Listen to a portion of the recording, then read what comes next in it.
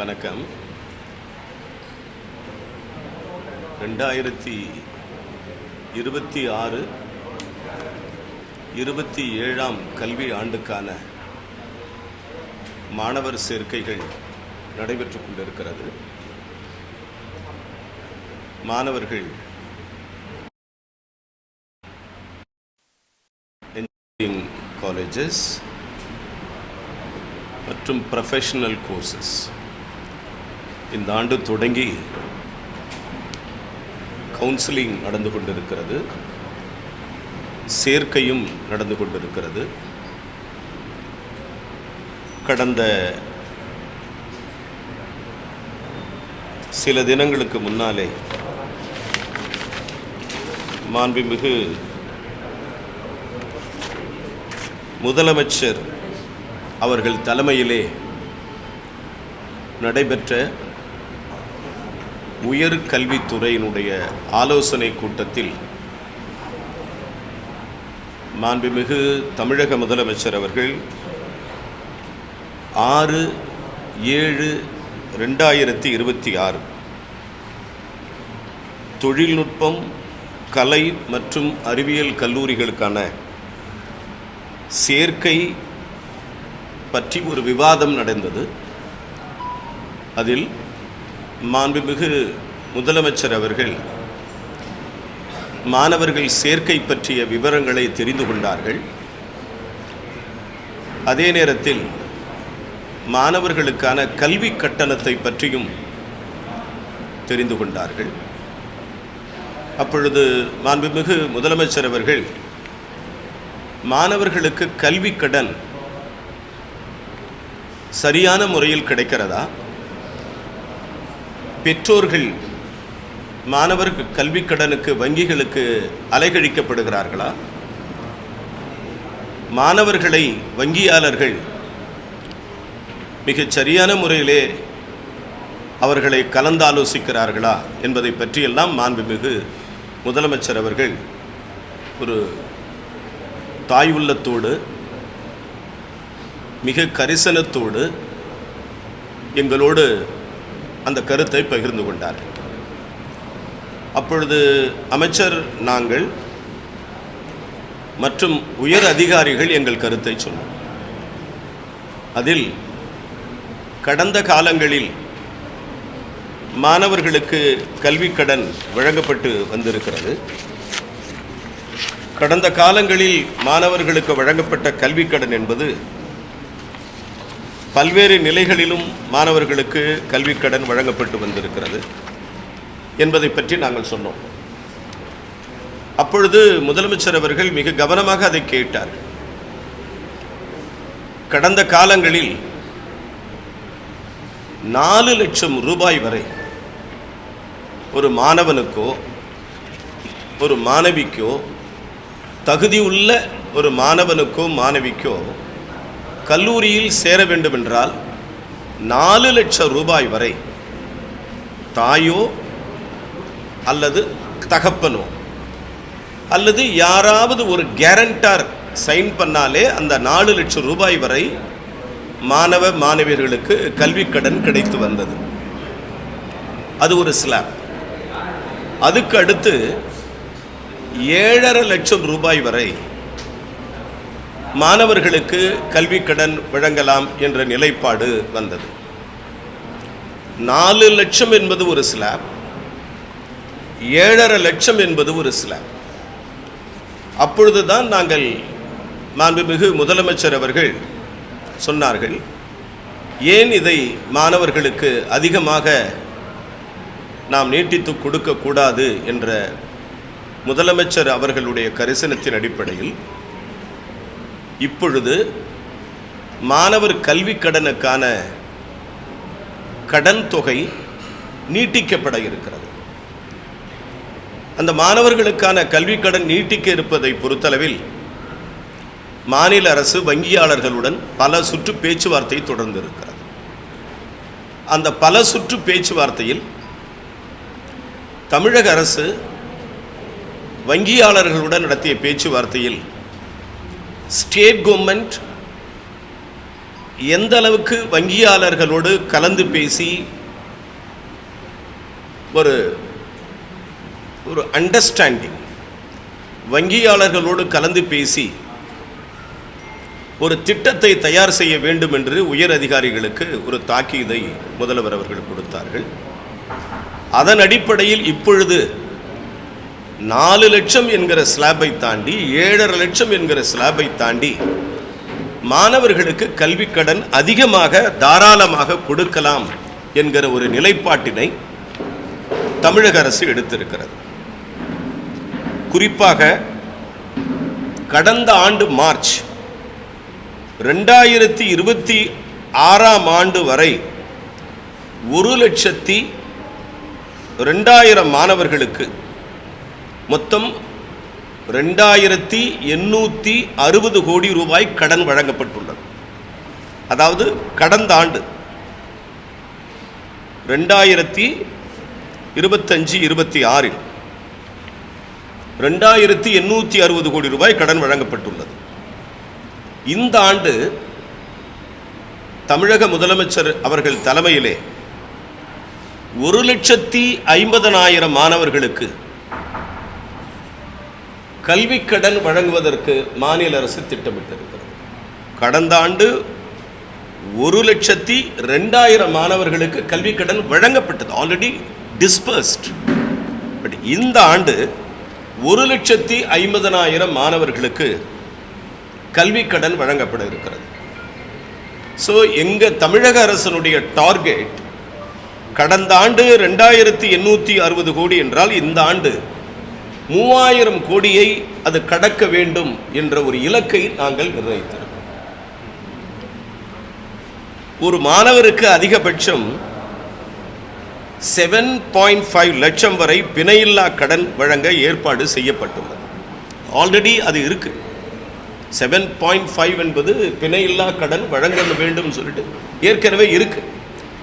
ஆனால் விரைவில் பத்திரிகை ஊடக நண்பர்களுக்கோ மாணவர்களுக்கோ கல்லூரிகளுக்கோ பெற்றோர்களுக்கோ முதல்வர் அவர்கள் மிக விரைவில் ஒரு நல்ல செய்தியையும் அறிவிக்க இருக்கிறார்கள். அந்த பிணை கடனுடைய அந்த சீலிங், அந்த 7.5 lakhs என்பது உயர்த்தப்படும் என்கிற ஒரு அறிவிப்பு விரைவில் வெளியிடப்படலாம். அதற்கு முன்னோட்டமாக மாநில அரசு இந்த ஆண்டு இதுவரையில் இல்லாத ஒரு விரிவான திட்டத்தை மாநில அரசு ஏற்பாடு செய்திருக்கிறார். இதுவரையில் வங்கியில் எந்த ஒரு டிஸ்ட்ரிக்ட்லையும் ஒரு நோடல் ஆஃபீஸர் இருப்பாங்க. ஒவ்வொரு பேங்க், ஒவ்வொரு டிஸ்ட்ரிக்டிலும் ஒரு மாவட்டத்துக்கு ஒரு நோடல் ஆஃபீஸர் இருப்பாங்க வங்கியின் சார்பாக. சில ஊரில் இந்தியன் ஓவர்சீஸ் பேங்க் இருக்கும், சில ஊரில் இந்தியன் பேங்க் இருக்கும், சில மாவட்டத்தில் ஸ்டேட் பேங்க் இருக்கும், சில மாவட்டங்களில் யூனியன் பேங்க் ஆஃப் இந்தியா இருக்கும். இப்படி ஒவ்வொரு மாவட்டங்களிலும் ஒரு நோடல் பேங்க் தான் அதுக்கு முழுமையான பொறுப்பு. அந்த பேங்க் தான் மாணவர்கள் கல்வி கடன் வேண்டி விண்ணப்பிக்கிற பொழுது அந்த மாணவர்களுடைய சான்றிதழ்கள் சரிபார்க்கப்பட்டு அந்த மாணவர் எந்த கல்லூரியிலே படிக்கிறார் என்பதை சரிபார்க்கப்பட்டு அவருடைய சான்றிதழ்கள் சரியாக இருக்கிறதா, அட்மிஷன் கார்டு சரியாக இருக்கிறதா, அவர் எந்த பிரான்ச்சில் ஜாயின் பண்ணி இருக்கிறார் என்பதெல்லாம் சரிபார்த்து அந்த மாணவருக்கு கல்வி கடன் வழங்குகிற பொறுப்பை அந்த நோடல் பேங்க் தான் செய்யும். ஆனால் இந்த முறை ஒரு புதிய மாறுதல் திட்டத்தை தமிழக அரசு நாங்கள் அறிவித்திருக்கிறோம். அந்த திட்டம் என்பது ஒவ்வொரு மாவட்டத்திலும் nodal bank is another side. இப்போ நாங்கள் என்ன பண்ணுறோம், ஒவ்வொரு மாவட்டத்திலும் ஒரு ப்ரொஃபஸர், ஒரு அசோசியேட் ப்ரொஃபஸர் ஆர் ஒரு ப்ரொஃபஸர் ரேஞ்சுக்கு உள்ளவங்களை நாங்கள் ஸ்டேட் கவர்மெண்ட்டு அறிவிச்சிருக்கோம். இப்போ இந்த ஒவ்வொரு ப்ரொஃபஸர்ஸ் ஒவ்வொரு மாவட்டத்திலும் என்ன பண்ணுவாங்க, மாணவர்களுக்கு தேவைகளை கேட்டறிவாங்க. இவ்வளவு நாளாக அந்த பேங்க்கு தான் கேட்கும், மாணவர்கள் பேங்க்கு தான் போவாங்க, பெற்றோர்கள் பேங்க்கு தான் போவாங்க. இனிமேல் இந்த கல்லூரிக்கு ஒரு பேராசிரியர் மாவட்ட அளவில் நியமிக்கப்படுகிறார். அவர் மூலமாக தேவைகள் பெறப்பட்டு நோடல் பேங்கோட பேச்சுவார்த்தை நடத்தி த குயிக் ப்ராசஸ். எந்த மாணவனும் கல்வி கடன் கேட்டு தனக்கு கிடைக்கவில்லை, என்னால் இந்த ஆண்டு கல்லூரியில் தொடர முடியவில்லை, என்னால் இந்த ஆண்டு என்னுடைய படிப்பு தடைபடுகிறது என்கிற நிலையே வராமல் இந்த ஆண்டு முதல் இப்படி ஒரு திட்டத்தை மாண்புமிகு முதலமைச்சர் அவர்கள் தொடங்கியிருக்கிறார். அந்த திட்டத்தின் அடிப்படையில் அரியலூர், ஃபார் எக்ஸாம்பிள் அரியலூர் மாவட்டத்தில் doctor K Selvaraj, government arts college Ariyalur, அவருடைய மொபைல் நம்பர் வெளியிடப்படுகிறது. ஸோ அந்த ஒரு மாவட்டத்துக்கு ஒரு ப்ரொஃபஸர், எப்படி நோடல் பேங்க் ஒரு மாவட்டத்துக்கு ஒரு நோடல் ஆஃபீஸர் பேங்க்ல இருக்காங்களோ அதே போல ஒரு மாவட்டத்துக்கு ஒரு பேராசிரியர். இப்போ மாணவர்கள் இவங்களை அணுகலாம், மாணவர்கள் இந்த தொலைபேசியில் பேசலாம், பெற்றோர்கள் இந்த தொலைபேசியில் பேசலாம், சந்தேகம் இருந்தால் கல்லூரிகள் இந்த தொலைபேசியில் பேசலாம். ஸோ சம் காலேஜஸ் ஸ்டூடெண்ட்ஸ்க்கு லோன் தரமாட்டேன்னு சொல்லுவாங்க. அது ஏன்னு சொல்லி இந்த ப்ரொஃபஸர் கிராஸ் செக் பண்ணலாம். ஒரு பேரண்ட்ஸ்க்கு எனக்கு கடன் கிடைக்கல, நான் 10 முறை பேங்க்குக்கு போனேன், அந்த மேனேஜர் என்னை மதிக்கலை, நான் நடந்து திரும்பி வரேன், இந்த கேள்வியை கேட்கலாம். ஆனால் இனி ப்ரொஃபஸர் இஸ் அ ரெஸ்பான்சிபிள். மாணவர்கள் சில நேரங்களில் பேங்க்குக்கு போவாங்க, சில மேலாளர்கள் பிஸியாக இருப்பாங்க, பார்க்க முடியறதில்ல, அலக்கழிக்கப்படலாம். ஆனால் இதுக்கு எல்லாத்துக்கும் ஒரு ஒரு ஒரு கன்சென்சஸ், மாணவர்கள் உரிய மரியாதை கிடைக்கப்பட வேண்டும், பெற்றோர்களுக்கும் வங்கியாளர்கள் உரிய மரியாதை கொடுக்கப்பட வேண்டும், பேராசிரியர் பெருமக்கள் ஒவ்வொரு மாவட்டத்திற்கு அறிவித்திருக்கிற இந்த பேராசிரியர் பெருமக்கள் இந்த மாணாக்கர்களுக்கு கல்வி கடன் கிடைக்க ஏற்பாடு செய்வார்கள். அதன் அடிப்படையில் தமிழக முதலமைச்சர் அவர்கள் doctor K Selvaraj, government arts college Ariyalur, Chengalpattu doctor K Ravichandran, Rajeswari Vedachalam government arts college Chengalpattu, Chennai doctor P Ravi government arts college Nandanam, Coimbatore doctor M S Zakir Hussain government arts college autonomous Coimbatore, Cuddalore doctor Vijayan Periyar arts college Cuddalore, Dharmapuri doctor R Chandrasekaran government arts college Dharmapuri, Dindigul doctor P Asha Devi, M V Muthaiah government arts college for women Tiruchengode, Erode doctor A Palaniswami government arts college science main road, Veerappan Chathiram Erode, Kallakurichi mister S Rukkumangathan government arts college Kallakurichi, Kanchipuram doctor Kalaiyarasi, புரட்சி தலைவர் doctor MGR government arts and science college Uthiramerur, Kanniyakumari doctor V Betsy Thangashoba government arts and science college Nagercoil, Karur doctor Sakthivel government arts college autonomous Karur, Krishnagiri doctor S Balamurugan government arts college men Krishnagiri, Madurai doctor S Balamurugan Meenakshi government women's college Madurai, Mayiladuthurai doctor K Shankar Ganesh, Dharmapuram Ganga Gnanambigai government arts college Mayiladuthurai, Nagapattinam doctor V Pugazhendhi government arts college Nagapattinam, Namakkal doctor K Kasilingam அறிஞர் Anna arts college Namakkal. Next Nilgiri doctor S Sridharan government arts college stone house and Udhagamandalam, Perambalur doctor S Kaliyamoorthy government arts and science college Perambalur, Pudukkottai doctor R Malathi H the Rajah's college Pudukkottai, Ramanathapuram doctor S Loganathan Sethupathi government arts college Ramanathapuram, Ranipet doctor Badri Narayanan அறிஞர் Anna government arts college for women Walajabad. Salem doctor Sherina Banu government arts college Salem. Sivaganga doctor S Ganesan Raja Duraisingam government arts college Manamadurai road Sivaganga. Tenkasi doctor Ajay Sharma Kamarajar government arts college Soundari Surandai. Thanjavur doctor M Mangalam Raja Serfoji government college autonomous Thanjavur. Theni Thiru Arivazhagan government arts and science college Veerapandi. Tiruvannamalai doctor M Seelan government arts college Tiruvannamalai. Thoothukudi doctor K Roshan Goldwin Kamarajar college Thoothukudi. Tirunelveli doctor J Nagaraj Rani Anna government college for women Tirunelveli. Then Tirunelveli next doctor J Nagaraj Rani Anna government arts college Tirunelveli. Then Tirupathur doctor N Rojabai government arts and science college Tirupathur. Tiruppur doctor C Malleswaran Chikkanna government arts college Tiruppur. Tiruvallur doctor S Devasankar Narayanasamy government arts college Ponneri. Tiruvarur Mrs C Latha Thiruvika government arts college.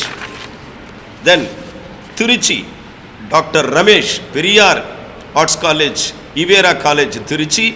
Vellore mister Ponnurangam Muthurangam government arts college Vellore. Villupuram doctor L Pandian Arignar Anna arts college for men. Virudhunagar doctor P Thangam government arts college for Sattur. But இவர்கள் எல்லோரும் இப்போ அறிவிக்கப்பட்டதெல்லாம் கவர்மெண்ட்லேருந்து, அதாவது higher education மினிஸ்டர்லேருந்து நாங்கள் இவங்களுக்கெல்லாம் training கொடுத்து we are already going to give a training. என்ன மாதிரி லோன்ஸ் கிடைக்கணும், என்னென்ன பிரான்ச்சஸ், என்னென்ன சப்ஜெக்ட் அப்படின்றதெல்லாம் அவங்களுக்கு ட்ரெயின் பண்ணி இவங்களும் பேங்கர்ஸும் கோஆர்டினேட் பண்ணி இந்த எஜுகேஷன் லோன் ப்ராசஸ் வந்து இப்போ நாங்கள் ஸ்டார்ட் பண்ணுறோம். ஸோ திஸ் இஸ் த இன்னையுடைய ப்ரெஸ் மீட்டோட முக்கியமான நோக்கம்.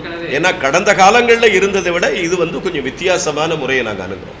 அதாவது எப்படின்னா, பேங்கர்ஸை மட்டுமே ஸ்டூடெண்ட்டுங்க போய் கேட்குறத விட இப்போ கல்லூரி அளவில் ஒரு பேராசிரியர் மட்டத்தில் இந்த மாணவர்கள் போய் கேட்கும் பொழுது அவங்க இம்மீடியட்டாக பேங்கோட டீல் பண்ணி எந்த மாணவர்களுக்கும் கிடைக்கல அப்படிங்கிற நிலைப்பாட்டை எடுப்பதற்கு இது ஒரு முறை. ஏற்கனவே பேராசிரியர்கள் தட்டுப்பாடு இருக்குது. ஒரு கல்லூரியில் ஒரு மாணவர் நூற்றுக்கணக்கான மாணவர்கள் இருப்பாங்க. அந்த சமயத்தில் எல்லா மாணவர்களும் ஒரே பேராசிரியர் தொடர்பு கொண்டு அந்த பேராசிரியரை ஒரு படியை பார்க்கணுங்கிறது வந்து எந்த விதத்தில் வந்து சரியாக இருக்கக்கூடிய இது பேராசிரியர்கள் ஒத்துருப்பாங்களா? நோ, இது நீங்கள் நினைக்கிற மாதிரி ஒரு பேராசிரியர் கிடையாது. இது ஒரு ஃபேக்கல்டி.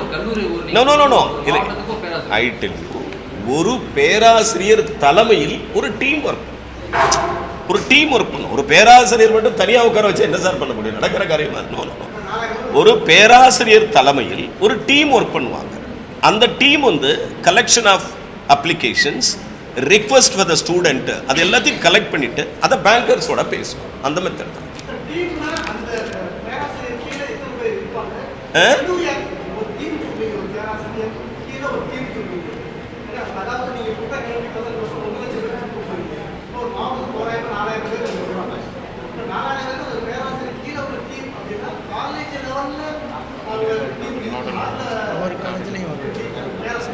இப்போ நீங்கள் சொல்கிற மாதிரி இப்போ ஒரு டிஸ்ட்ரிக்ட் வச்சுக்கோங்க sir.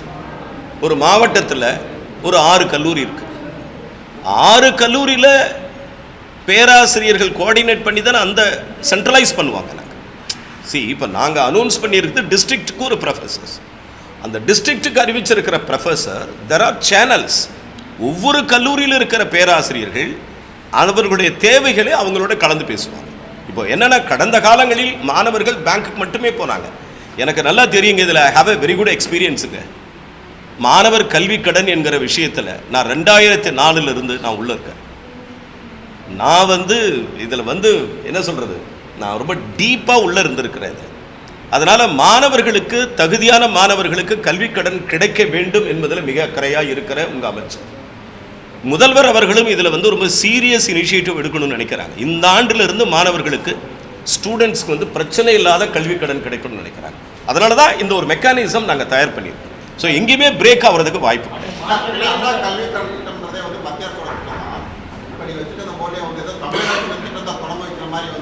S S S S என்னன்னா, வங்கிகள் எல்லாம் மத்திய அரசுக்கு கட்டுப்பட்டது, கரெக்ட். ஆனால் மாநில அரசு we have a plan, ஒரு பிளான் வச்சிருக்கோம். அதான் நான் சொன்னேன் உங்களுக்கு, மாண்புமிகு முதலமைச்சரை அறிவிப்பாங்கன்னு சொல்லியிருக்கேன். அதை இப்போ ஐ cannot reveal, இப்போ நான் சொல்ல மாட்டேன். ஏன்னா முதல்வர் அறிவிப்பாங்க. அதை மாநில அரசும் மத்திய அரசு வங்கிகளும் சேர்ந்து ஒரு அண்டர்ஸ்டாண்டிங் வரப்போகுது. அந்த அண்டர்ஸ்டாண்டிங்கில் ஒரு ஸ்லாப் ஒன்று அறிவிக்க போகிறார் முதல்வர். அந்த முதல்வர் அறிவிக்கும் பொழுது அதை பற்றி நாங்கள் வெளியிடுவோம். மாநில அரசு என்பது வேறு, மத்திய அரசு என்பது வேறு. மத்திய அரசின் கீழ் செயல்படுகிறது வங்கி, மாநில அரசின் கீழ் செயல்படுகிறது கல்லூரிகள். ஆனால் கல்லூரிகள் மாணவர்களுக்கு தேவை என்பதை வங்கிகள் தான் கடன் கொடுக்கணும். வங்கிகள் ஒன்றும் சும்மா கொடுக்கறது இல்லை கடனை. காங்கிரஸ் தேர்தலில் மாணவர்கள் கல்வி கடன் ரத்து செய்யப்படும் தேர்தலை கொடுத்துருந்தாங்க. இப்போ டிவிக்கு தேர்தல் அறிக்கையில் சொல்லப்பட்டிருக்கு, இந்த கடன் கல்வி கடன் ரத்து செய்ய என்ன நடவடிக்கை எடுக்கப்பட்டிருக்கு? இல்லைங்க சார், மாணவர் கல்வி கடன் ரத்து செய்யப்பட வேண்டும் என்பது நான் நாடாளுமன்ற உறுப்பினராக இருந்த காலத்திலிருந்து நாடாளுமன்றத்தில் எழுப்பப்பட்ட ஒரு வலுவான வேண்டுகோள். ஏறத்தாழ 75,000 கோடி ரூபாய்க்கு மேல் கடன் இருந்தது. நான் சொல்கிறது இப்போனா 2014.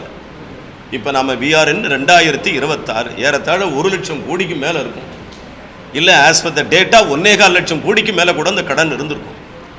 என்ன கேட்கறது என்னன்னா, ஒரு அமைச்சராக நான் சொல்லக்கூடாது, அதை மாணவர்கள் கல்வி கடனை மத்திய அரசாங்கம் தள்ளுபடி செய்ய வேண்டும் என்பது எங்களது வேண்டும்.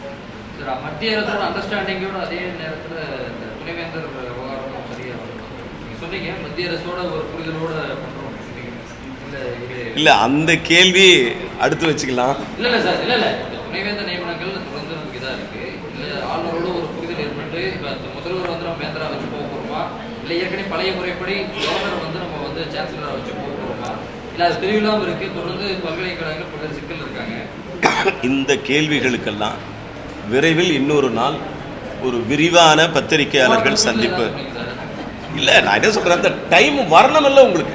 நான் என்ன சொல்கிறேன், நீங்களும் என்னை விடாத என்னை தோர்த்துறீங்க. என்கிட்ட கேட்குற கேள்வி நீங்கள் ஒன்று தான் வச்சுருக்கீங்க மேஜராக. அமைச்சர்கிட்ட கேட்குறது வேற எந்த கேள்வியுமே உங்ககிட்ட இல்லை. இது இந்த